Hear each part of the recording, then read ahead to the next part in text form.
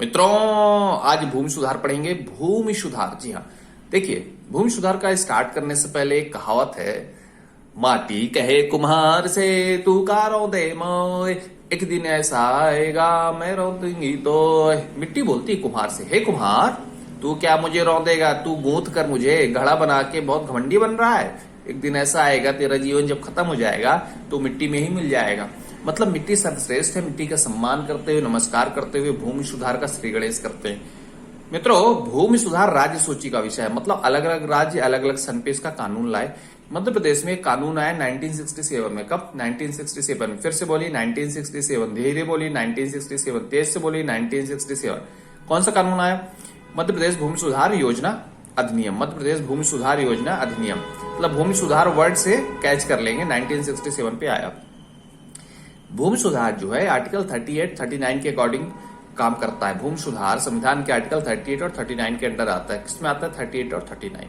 तीन क्वेश्चन बन गए। भूमि सुधार जो है किस सूची में आता है? राज्य सूची में। एमपी में कब आया? 1967 में। आर्टिकल 38, 39 भूमि सुधार राज्य सूची। MP 1967, article 38, 39।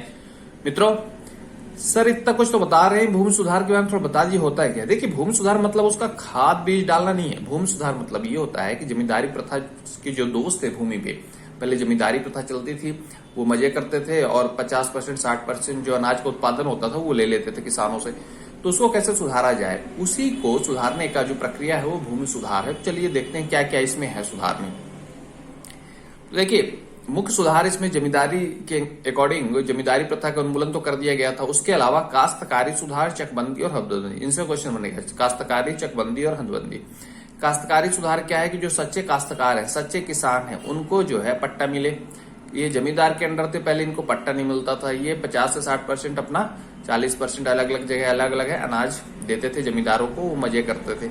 तो उनको पट्टा मिले या उनको टैक्स देना ही है तो कम से कम दे, कम से कम अनाज जमींदारों को दे। ये होता है काश्तकारी सुधार। चकबंदी क्या भैया? चकबंदी है चेक बनाना। अलग अलग बिखरे टुकड़े खेत, जो एक खेत जो है, मतलब एक परिवार का जो जमीन है कई टुकड़ों में अगर बिखरा है तो उसको एक साथ बनाना। क्यों बनाना? क्योंकि एक साथ बड़ा चेक हो जाएगा, बड़ा खेत हो जाएगा, सिंचाई करना आसान होगा, जोतना आसान होगा, खेती करना आसान होगा, रखवाली आसान होगा, उत्पादन ज्यादा होगा। चेक बनाने का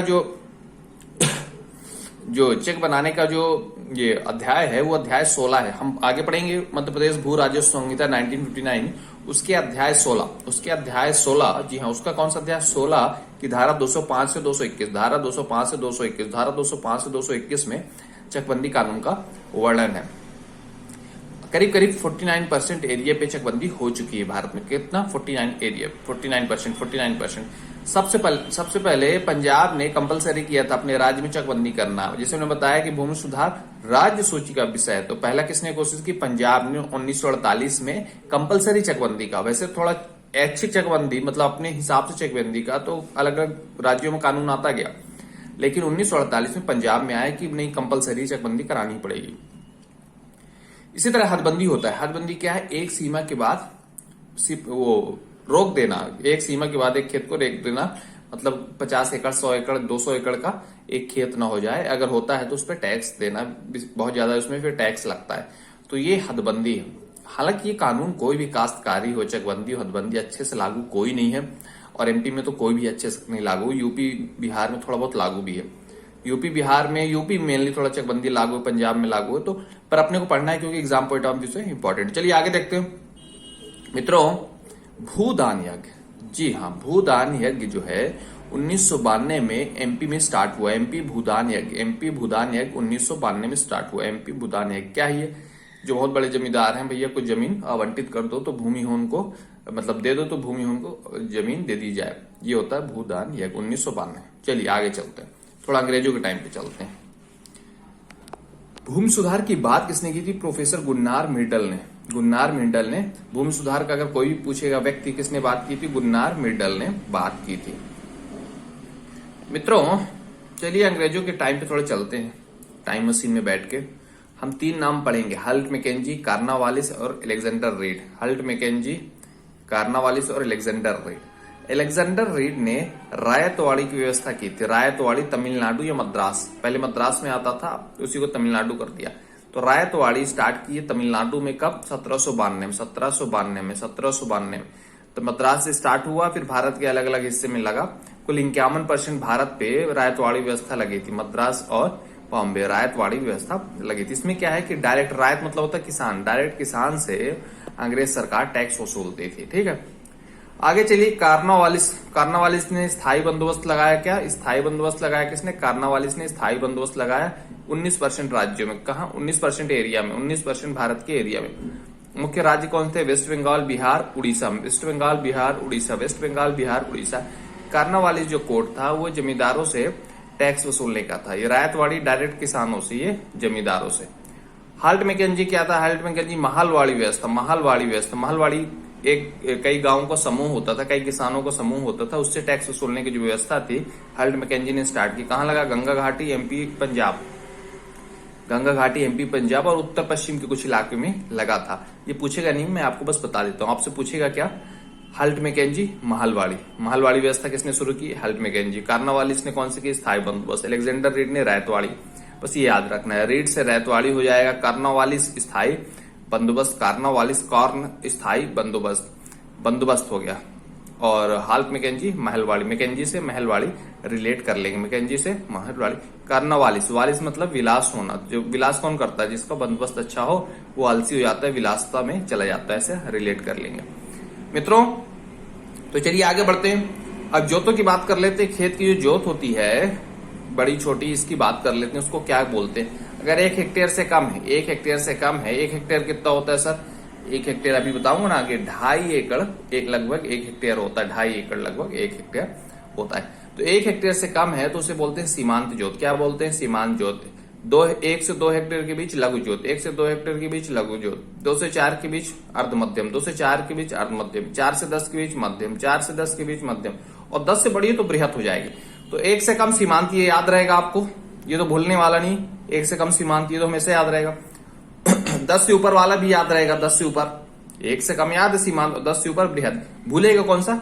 लघु, अर्ध मध्यम और मध्यम, ये 3 भूलेंगे।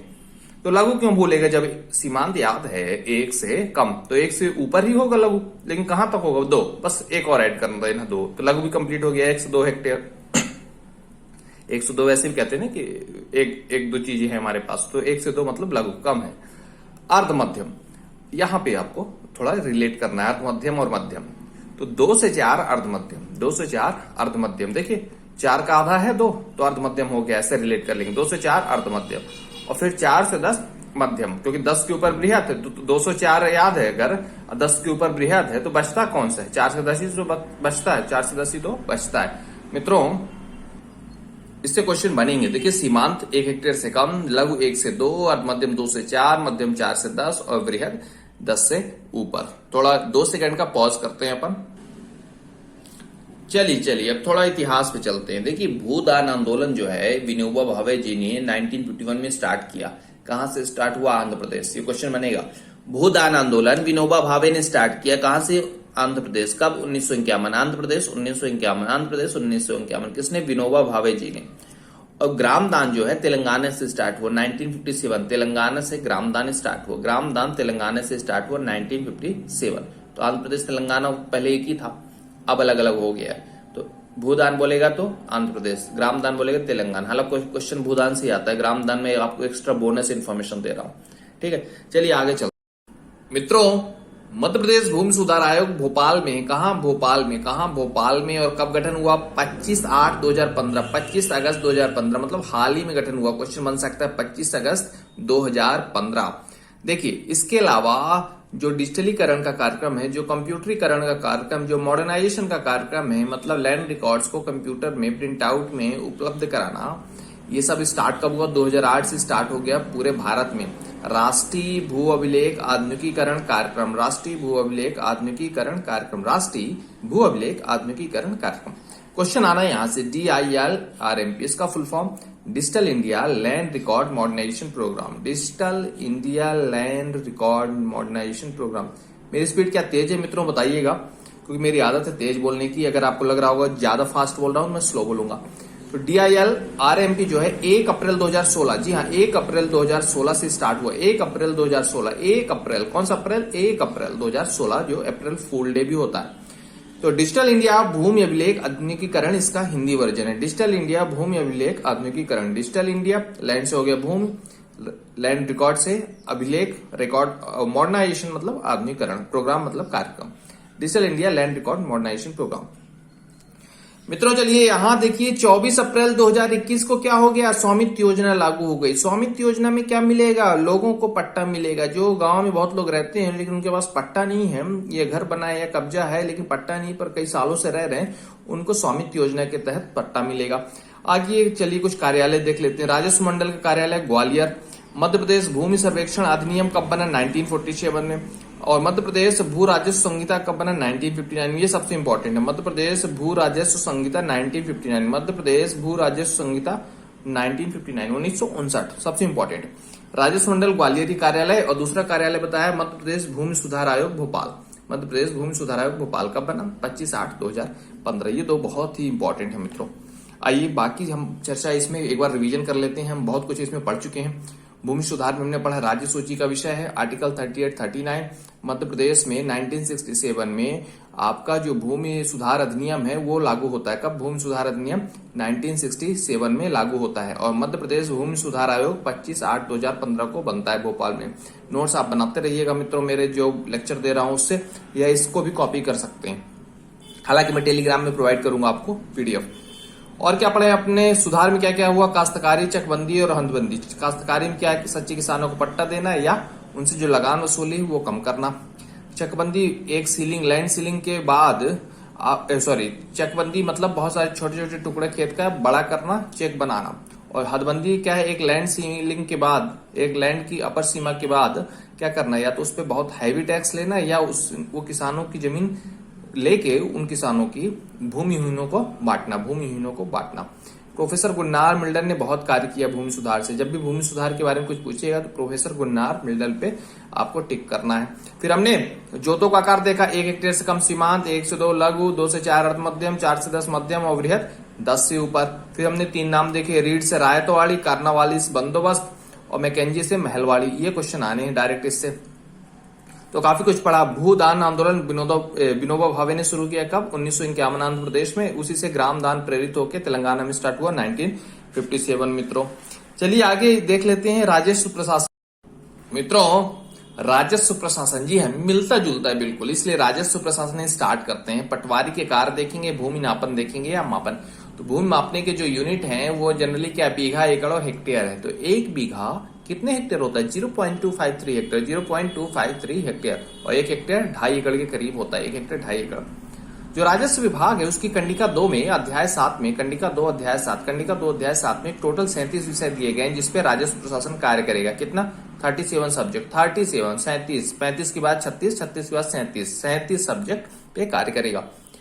राजस्व प्रशासन जो है राजस्व मंडल के अंडर कार्य करता है। राजस्व प्रशासन जो भी दिशा निर्देश फॉलो करता है किसको, राजस्व मंडल का, जो ग्वालियर में कब स्थापना हुई, 1 नवंबर 1956। भू राजस्व संहिता, भू राजस्व का संहिता कब बना, 1959 में बना। इसमें 19 अध्याय, कितने अध्याय, 19 अध्याय और 264 धारा है। 19 अध्याय और 264 धारा, 19 अध्याय और 264 धारा। डायरेक्ट अध्याय पूछेगा और धारा की संख्या पूछेगा। आइए मित्रों देख लेते हैं कि भैया क्या क्या कार्य हैं पटवारी के। पटवारी खसरा बनाता है और खतौनी बनाता है। खसरा बनाता है, खतौनी। खसरा जो है हर साल अपडेट होता है, खतौनी 6 साल में अपडेट होता है। खसरा और खतौनी में अंतर क्या है, खसरा मेनली गांव का बनता है, खतौनी हर व्यक्ति का भूमि का बनता है। भूमि की सारी डिटेल किसमें होती है, खतौनी में। खतौनी में खसरा से ज्यादा डिटेल होती है। खसरा में फसलों की ज्यादा डिटेल होती है कि कौन सी फसल कहाँ बोई जा रही है, सिंचित है या सिंचित, ये खसरा में होता है। क्वेश्चन क्या पूछेगा, खसरा का अपडेशन 1 वर्ष कहेंगे, खतौनी 6 वर्ष में। ये भूमि अधिकार से रिलेटेड है खतौनी, और ये खसरा फसल से ज्यादा रिलेटेड है। मित्रों कुछ संख्याएं देख लीजिए आप जो इंपॉर्टेंट है। हालांकि एमपी जीके में पढ़ाऊंगा तो डिटेल में बताऊंगा, अभी क्योंकि राजस्व प्रशासन की बात है तो बस इतना जान लीजिए। नगर कितने अपने यहाँ, 369। नगर मतलब शहर नहीं हुआ या जिला नहीं हुआ, जिला तो बामन ही है। नगर मतलब जो कस्बे हैं अपने एमपी में टोटल, जैसे एक जिले में कई कस्बे हो सकते हैं, वो टोटल कितने हैं, 369। ग्राम कितने हैं, 56,346, लेकिन पंचायत कितने में, 22,029 में ही पंचायत है। कई बार 2 गांव से मिला के भी एक पंचायत बन जाती है, इसलिए पंचायत क्या है, कम दिखा रहा। जिले 52, नगर निगम 16। बस इतना डिटेल आपके लिए काफी है इस लेक्चर में। पटवारी कैसे काम करता है, जमीन कैसे नापता है, जरीब से नापता है। बस क्वेश्चन पूछे कैसे नापता है, जरीब से नापता है, मीटर से नापता है, आप कहेंगे जरीब से नापता है। कौन सा जरीब ज्यादा प्रचलन में है, शाहजहानी जरीब, शाहजहानी जरीब, शाहजहां से बना है शाहजहानी जरीब या गंटरी जरीब भी इसको बोलते हैं, शाहजहानी जरीब या गंटरी जरीब। मित्रों, राजस्व मंडल जो ग्वालियर का है वो तो हेड ऑफिस है, उसके 10 संभाग आयुक्त भी हैं जो 10 संभागों में है। जो अपना 10 संभाग है ना एमपीजी के में जो पढ़ाया हूं मैं, जैसे अपना रीवा हो गया, ग्वालियर हो गया, भोपाल हो गया, इंदौर हो गया, जबलपुर हो गया, सागर हो गया, आपका नर्मदापुरम हो गया, ये है ना चंबल हो गया, ये सब क्या 10 संभाग, 10 संभाग के आयुक्त यहाँ पे बैठते हैं। तो अपन ने क्या क्या पढ़ लिया इसमें, पटवारी के कार्य पढ़ लिया, खसरा बनाना, खतौनी बनाना और इनका नापना कैसे, जरीब से, शाहजहां जरीब या गंटरी जरीब से। राजस्व मंडल पढ़ लिया, ग्वालियर में है। और भू राजस्व संहिता कहाँ है, मतलब कब बना, ये तो कोड है, कानून है ये 1959 में, 19 अध्याय 264 धारा। राजस्व विभाग की कंडिका 2 अध्याय 7 में 37 सब्जेक्ट। मित्रों बहुत कुछ पढ़ लिया, आपको लग रहा होगा कि सब कुछ भूल जाएगा, भूलेगा नहीं। देखिए सबसे इंपॉर्टेंट क्या है इसमें, सबसे इंपॉर्टेंट है भूमि सुधार राज्य सूची का विषय, राज्य सूची का विषय आर्टिकल 38, 39। और मध्य प्रदेश भूमि सुधार आयोग पूछ लेगा, भोपाल 25/8/2015, 25/8/2015, ये सबसे इंपॉर्टेंट है। फिर DILRMP 1 अप्रैल 2000, जो सबसे इंपॉर्टेंट है ऑलरेडी मैं रेड में हाईलाइट किया हूं, digital India land record modernisation programme, ये सबसे इंपॉर्टेंट। स्वामित्व योजना भी ठीक ठाक, बाकी ये सब भी आप पढ़ लीजिए, लेकिन इनको मत भूलिएगा। DILRMP राज्य सूची 38, 39 और मध्य प्रदेश भूमि सुधार आयोग। और ये हाँ, ये भी रेड में लिखा है मध्य प्रदेश भू राजस्व संहिता 1959, ये भी बहुत इंपॉर्टेंट है। तो मित्रों इसको 2 बार देखेंगे तो सब याद हो जाएगा। कोई दिक्कत हो तो कमेंट सेक्शन में बताइए। नोट्स जो है स्क्रीनशॉट भी ले सकते हैं, अभी मैं आपके लिए कर देता हूं, या मैं टेलीग्राम में आपको प्रोवाइड कर दूंगा। मित्रों धन्यवाद। पटवारी लक्ष्य याद रहे, आपको पढ़ना है जोरदार।